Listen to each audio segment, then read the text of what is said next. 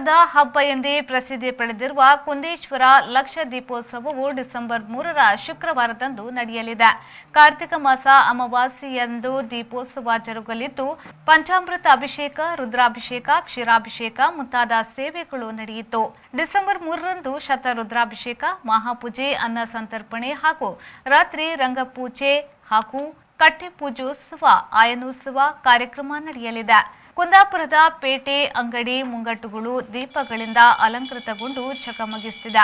ಲಕ್ಷ ದೀಪೋತ್ಸವ ವೀಕ್ಷಿಸಲು ಸಹಸ್ರಾರು ಸಂಖ್ಯೆಯಲ್ಲಿ ಭಕ್ತರು ಆಗಮಿಸಿ ಶ್ರೀದೇವರ ದರ್ಶನವನ್ನ ಪಡೆದು ವಿವಿಧ ರೀತಿಯ ಮನೋರಂಜನಾ ಕಾರ್ಯಕ್ರಮಗಳನ್ನು ವೀಕ್ಷಿಸಿ ಸಂತೋಷ ಪಡುವ ಹಬ್ಬವೇ ಕುಂದಾಪುರದ ದೀಪೋತ್ಸವ.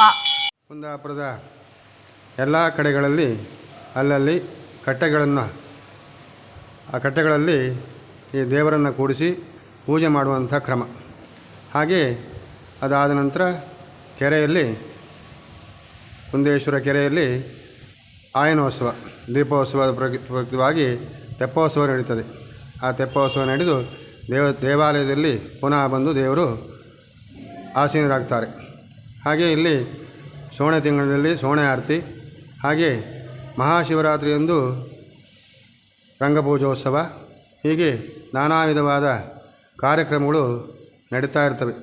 ಮುಖ್ಯವಾಗಿ ಈ 1-2 ವರ್ಷದಲ್ಲಿ ಈ ಕೊರೋನಾ ಕಾರಣದಿಂದ ಈ ದೇವಾಲಯದಲ್ಲಿ ಅಥವಾ ಎಲ್ಲ ದೇವಸ್ಥಾನದಲ್ಲೂ ಸಮೇತವಾಗಿ ಎಲ್ಲ ಕಾರ್ಯಕ್ರಮಗಳನ್ನು ಚುಟುಕಾಗಿ ಮಾಡ್ತಾ ಇದ್ದಾರೆ. ಧಾರ್ಮಿಕ ಕಾರ್ಯಕ್ರಮವನ್ನು ಮಾಡಿ ಮುಗಿಸ್ತಾ ಇದ್ದಾರೆ. ಹಾಗೆ ಈ ವರ್ಷ ಏನೋ ಭಾಳ ವಿಜೃಂಭಣೆಯಿಂದ ಮಾಡಬೇಕು ಅಂತ ದೇವಾಲಯದ ಸಮಿತಿಯವರು ಹಾಗೂ ಊರಿನವರು, ಪರ ಊರಿನವರು, ಭಕ್ತಾದಿಗಳು ನೆರವೇರಿಸ್ತಾರೆ.